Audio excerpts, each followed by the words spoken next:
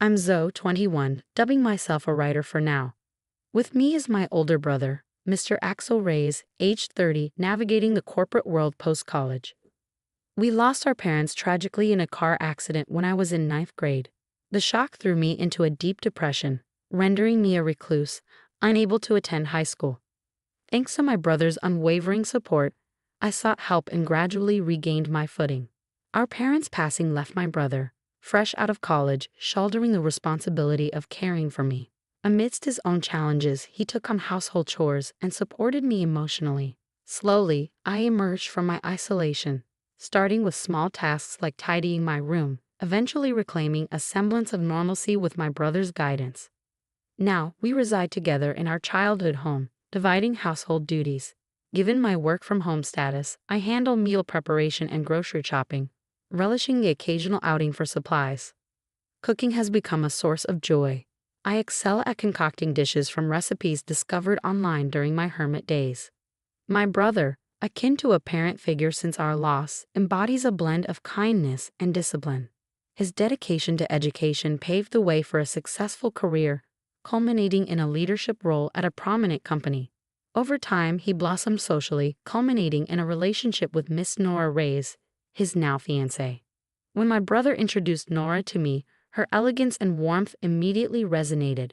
She's a charming office lady at a major food company, a graduate of the same university as my brother. Despite her youthful appearance, her maturity shines through, earning my instant admiration. Nice to meet you, I'm Zoe, the sister. Please take care of my brother, I greeted warmly. Likewise, replied Miss Nora Reyes with a smile. You're such a darling sister.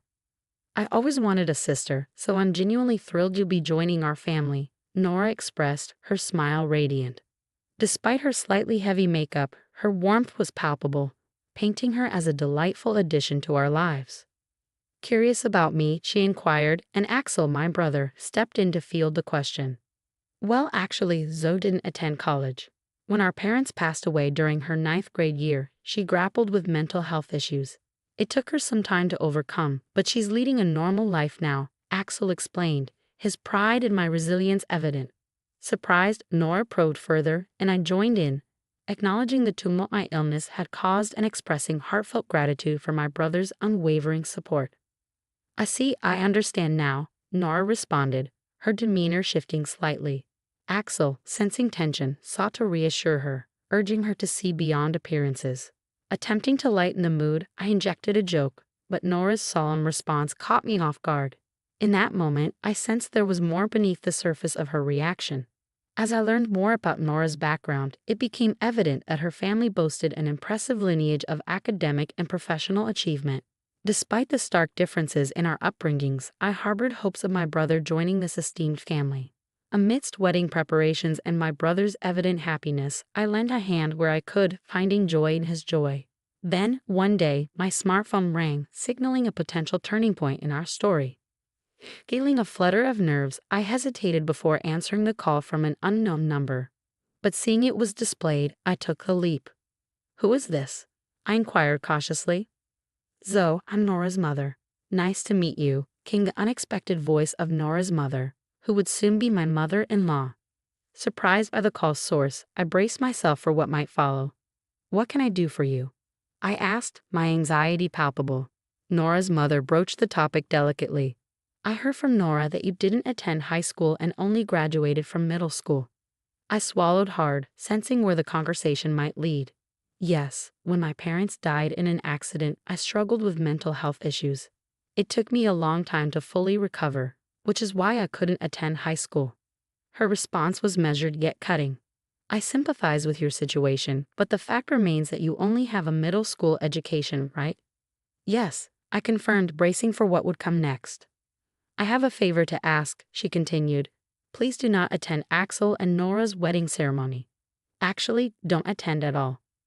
I was taken aback by the audacious request, struggling to comprehend its implications. What do you mean? I stammered, trying to make sense of her words. With a blunt sigh, she pressed on. Salon and Nora both graduated from top universities, and my husband and I also graduated from college. Of course, all our relatives have college degrees. You're not very smart, are you? No wonder you only finished middle school. Her words stung, but I listened as she explained further, her tone dripping with superiority. As I mentioned earlier, our family is made up of elites. Graduating from college is a given, and we hold prestigious jobs like executives at big corporations, doctors, lawyers. These are the kind of impressive people attending the wedding. Slowly, the weight of Nora's mother's words sank in. So we don't want you, a middle school graduate, at such an event. Actually, we'd rather you not come. I struggled to process her blunt rejection, but I'm the sister of the groom, his only family. I can't just not attend. I protested, a pang of hurt coursing through me. Please don't come anyway. How could we introduce you, a middle school graduate, to our relatives without feeling embarrassed? Do you understand? She pressed, her tone cutting. After the call ended, anger mingled with hurt, and I trembled with indignation. It wasn't the first time I faced disdain due to my education level.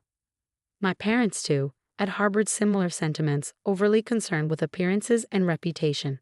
Yet despite their judgment, I never viewed my life as embarrassing.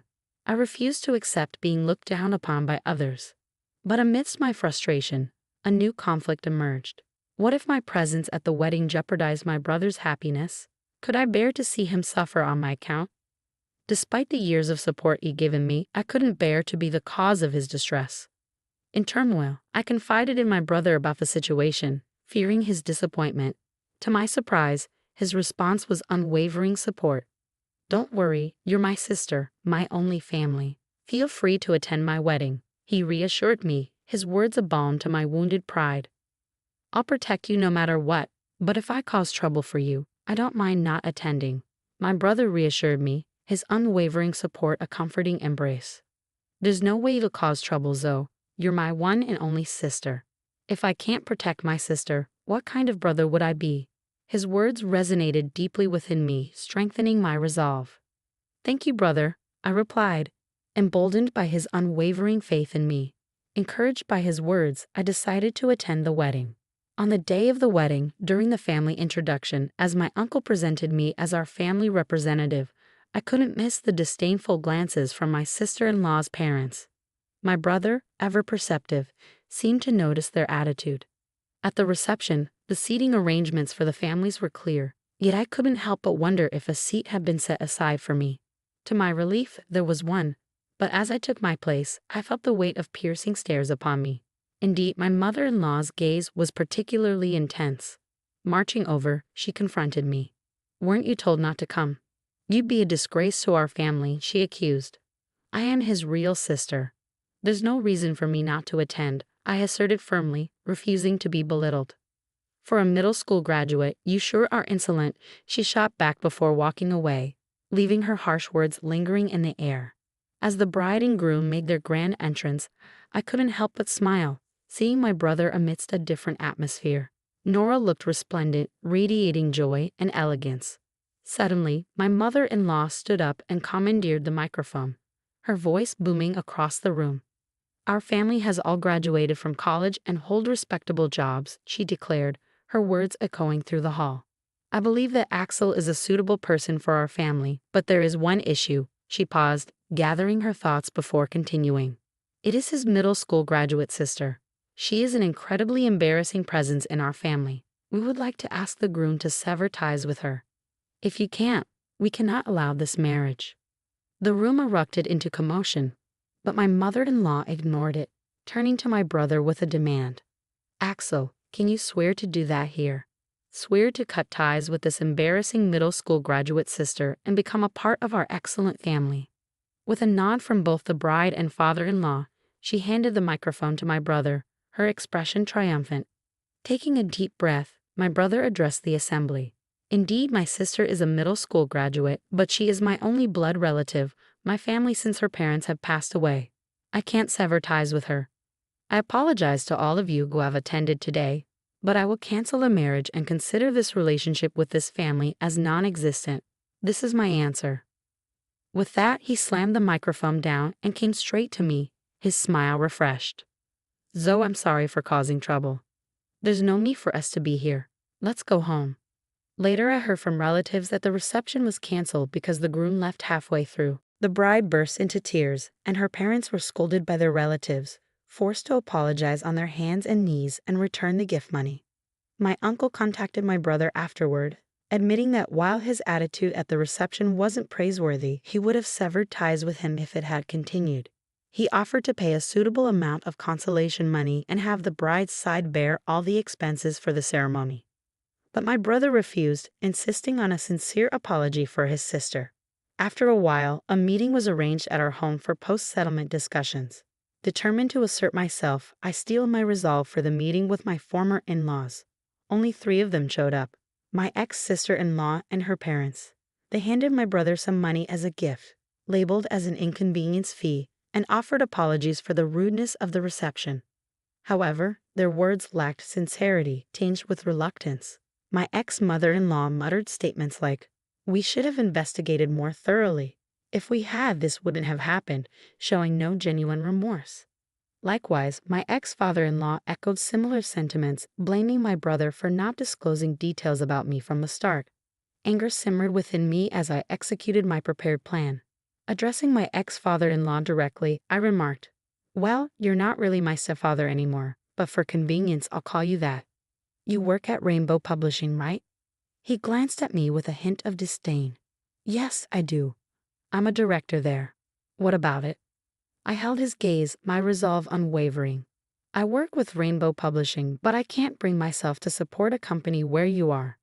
I want to terminate the contract, if at all possible." He brushed off my words with arrogance, claiming, "I don't care. There are plenty of workers. It won't have any impact." "Understood. I'll quit immediately, and I'll sign a contract with your rival company," I declared, refusing to be intimidated by his demeanor. With my ex-father-in-law's arrogance on display and my peripheral vision catching the stunned expressions of the others, I stood firm, determined to assert my worth and reclaim my dignity. I dialed the editor at Rainbow Publishing to inform them of the contract termination. There was a stir on the other end of the phone, but I remained resolute, conveying my message before hanging up. Without delay, I contacted the rival company to express my intention to proceed with a contract. Despite my actions, my ex-father-in-law retained his smug demeanor, while my brother, still bewildered, glanced nervously around. Eventually, a call came through to my ex-father-in-law's smartphone. "Hello," he answered, his tone shifting as he listened intently. "It's me." "Yeah? What? The president? What's going on?" His expression paled as he whispered into the phone, and upon ending the call, he turned to me with a newfound gravity. Are you the popular author, Yes Ray?" he inquired, his tone incredulous. "Well, yeah. Yes Ray is my pen name for light novels." "So what?" I replied evenly. "Wait, you mean our president said a popular author is breaking the contract with us, and it's my fault?" He realized, his tone shifting to one of realization. "I simply asked you if it was okay to terminate the contract, and he said it didn't matter. That's all there is to it," I explained, holding my ground. He sighed heavily before continuing, "I apologize. You're in a late, right? Isn't it embarrassing for you to deal with a middle school dropout like me? Sorry." With his apology, I felt a sense of closure, knowing that my decision was acknowledged, albeit through unexpected circumstances. "I apologize, but can you reconsider terminating the contract?" my father-in-law pleaded, his tone marked by an unexpected humility. Curious about his sudden change in attitude, my ex-sister-in-law interjected, "Why would you be so humble to her? You're a middle school dropout after all." Frustrated, I snapped back, "Idiots. You're our publishing house's top author. If you leave, the damage to our company would be enormous. The president told me to take responsibility. At this rate, I'll be demoted." "What? Really? You?" "If that happens, it'll be too embarrassing to associate with the relatives." "Please do something," my ex-sister-in-law and her parents pleaded, their confusion and desperation evident. "Please, can you reconsider?" they implored, their voices tinged with desperation. "It's impossible. The matter is settled, so please leave," I asserted firmly, my brother standing by my side in solidarity. "Then please leave as requested," my brother added, his smile brightening as we watched the 3 of them leave, their shoulders slumped in defeat. After their departure, my brother turned to me with a newfound admiration. "You're a popular author? I didn't know that." "Well, I used a pen name when I posted a work I wrote last year online. It got good reviews, and Rainbow Publishing offered me a contract. I've been making quite a bit of money, I explained, a sense of pride swelling within me.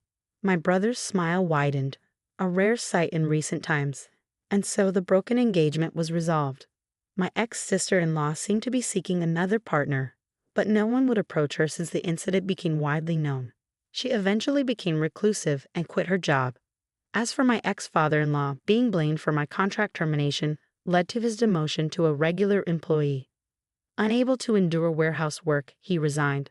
My ex-mother-in-law faced harsh criticism from her relatives for her disgraceful behavior at the wedding reception and was no longer recognized by her once proud and accomplished family. It serves them right, I thought, grateful for the support of my new publisher. My popular work was turned into a comic, and its popularity soared once again. Now there's talk of an anime adaptation. My brother buried the memory of the wedding as a dark history and focused on working hard. Our days returned to being peaceful, and though I still racked my brain over creating light novels, I found happiness in the repetition of these peaceful days. I planned to go on a trip with my brother, taking our late parents' house with us, preserving their memory and cherishing the peace we found together.